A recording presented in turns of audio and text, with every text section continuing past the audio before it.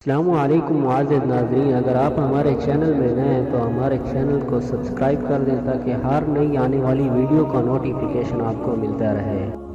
تعالی نے فرمایا، اور جب کہا موسیٰ علیہ السلام نے اپنے نوجوان کو کہ میں سفر کرتا رہوں گا یہاں تک کہ میں دو سمندروں کے ملنے کی جگہ پہنچ جاؤں، یا پھر میں عرصہ دراز تک چلتا رہوں۔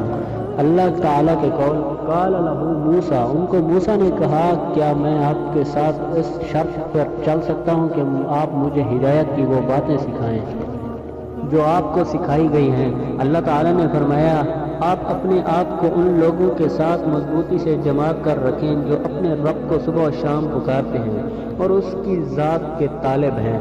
حدیث ہے کہ حضرت انس رضی اللہ تعالیٰ عنہ سے روایت ہے کہ ابو بکر رضی اللہ تعالیٰ عنہ نے عمر رضی اللہ تعالیٰ عنہ سے حضور علیہ السلام کی وفات کے بعد کہا، آؤ ام ایمن رضی اللہ تعالیٰ عنہ کی زیارت کے لیے چلیں، جس طرح رسول صلی اللہ علیہ وسلم ان کی ملاقات کے لیے تشریف لے جاتے۔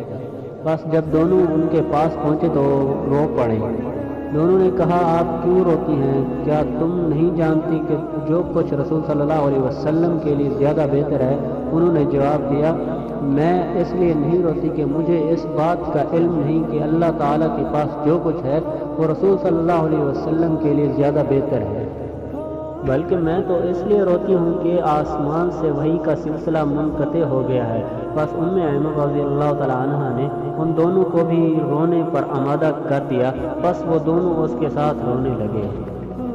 دوسری حدیث یہ کہ حضرت ابو ہریرہ رضی اللہ تعالیٰ عنہ سے روایت ہے کہ ایک آدمی دوسرے بھائی کی زیارت کے لیے دوسری بستی میں گیا۔